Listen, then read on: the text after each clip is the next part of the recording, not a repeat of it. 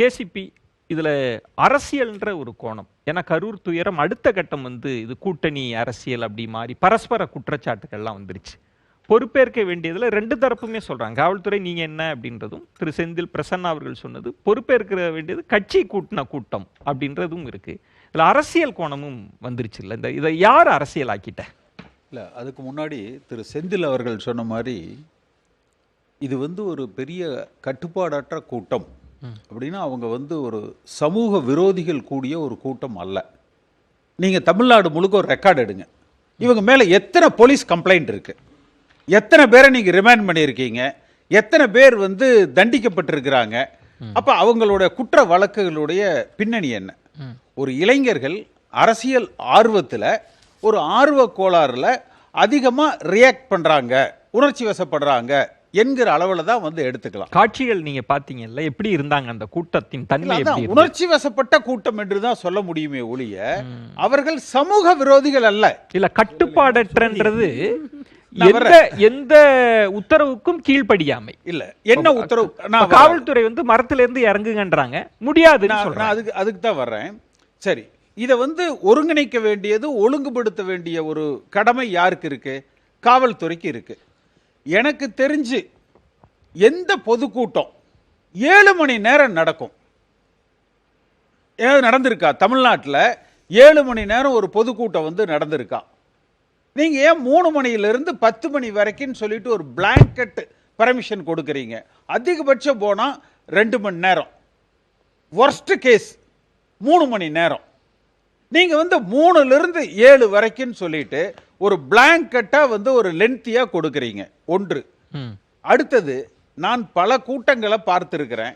ஒரு குறிப்பிட்ட நேரம் தாண்டுகிற பொழுதோ அல்ல அந்த கூட்டத்தில் ஒரு பிரச்சனை வரையிலையோ ஒரு பேச்சாளர் பேசிட்டு இருந்தா கூட காவல்துறையினுடைய லோக்கல் இன்ஸ்பெக்டர் ஏறி பேசுற ஒரு மாவட்ட செயலாளராக கூட இருப்பார், ஆளுங்கட்சியை சார்ந்தவராக இருப்பார், மைக்க பிடிங்கிடுவாங்க. இல்லை சார், பேசக்கூடாது சார். உத்தரவு போடுகிற நிலையில் இருக்கிறவர்கள் காவல்துறை அதிகாரிகள். இவங்க நாங்க ரெக்வெஸ்ட் பண்ணோம், கேட்கல என்று சொல்வது காவல்துறையினுடைய ஒரு பலகீனத்தை காட்டுது. இதுல நம்ம திமுக அண்ணா திமுகன்னு பார்க்க வேண்டிய அவசியம் இல்லை. எனக்கு நீங்க நீண்ட நெடிய அனுபவம் கொண்டவர். நேரா காவல்துறை அதிகாரி ஏறி விஜயிடம் இருந்து மைக்க புடுங்கிட்டு இதோட நேரம் முடிஞ்சிருச்சு, இதோட முடிச்சுங்கன்னு சொன்னா என்ன ஆயிருக்கும்? அப்படி இல்லை, அதை எப்படி எதிர்கொண்டிருக்கணும்? அதாவது தமிழ்நாடு அரசாங்கத்தை சார்ந்தவர்கள் அவர்கள். அவங்க திமுக போலீஸ் அதிகாரிகளும் இல்ல, அண்ணா திமுக போலீஸ் அதிகாரிகள் இல்ல, அவங்க அபிஷியல்ஸ். அதனால அந்த அபிஷியல்ஸுக்கு மிக அதிகமாக திமுக வக்காலத்து வாங்க வேண்டிய அவசியம் இல்லை. எந்த காவல்துறை அதிகாரி தவறு செய்தாலும் நடவடிக்கை எடுக்கும். என்ன செய்திருக்கலாம் காவல்துறை அதிகாரி? இது ஒன்றும் ஃபர்ஸ்ட் டைம் எக்ஸ்பீரியன்ஸ் கிடையாது.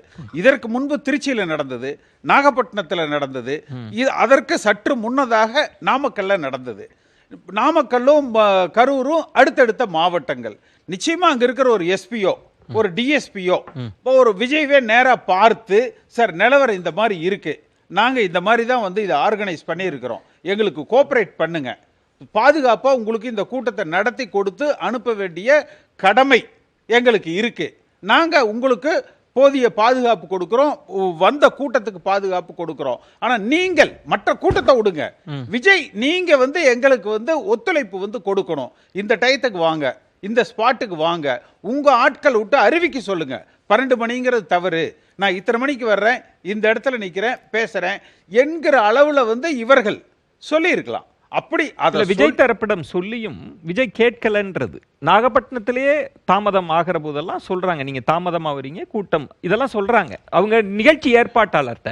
ஆனா அவர்கள் கேட்கலன்றது தானே காவல்துறை சொல்றது. ஆதவ அர்ஜுனாட்ட அந்த ஹாஸ்பிட்டலுக்கு முன்னாடி வண்டியை ஸ்டாப் பண்ணுங்க என்று அந்த லோக்கல் டிஎஸ்பி சொன்னாரு. லோக்கல் அவரு ஆதவ அர்ஜுனா கேட்கல, இல்ல எங்களுக்கு நாங்க முடிவு பண்ண இடத்துல தான் நிற்போம் என்று சொல்றாங்க. அப்ப இதை இன்னும் கொஞ்சம் காவல்துறை சரியாக கையாண்டு இருக்கலாம். திரு செந்தில் சொன்ன மாதிரி பல திருவிழாக்களை கையாண்ட அந்த காவல்துறை, போதிய அனுபவம் வாய்ந்த காவல்துறை, பக்குவப்பட்ட காவல்துறை இதை கொஞ்சம் கண்டும் காணாமல் விட்டுவிட்டார்கள் என்பதாகத்தான் பொதுமக்களுடைய பார்வை. கண்டும் காணாமல்ன்றதுக்கு பின்னணியிலே அரசியல் இல்லையா? செந்திலை சொன்னார்ல, இவ்வளவு நிகழ்ச்சிகளை 10 லட்சம் பேர் கூடுகிற நிகழ்ச்சிகள்ல பிரச்சனை இல்லாம அதை சமாளிக்க தெரிஞ்ச காவல்துறை ஏன் அந்த கோயில் நிகழ்ச்சிகள்ல இளைஞர்கள் யாருமே போகலையா? யாருமே போகலையா? எல்லாரும் போயிருக்காங்க.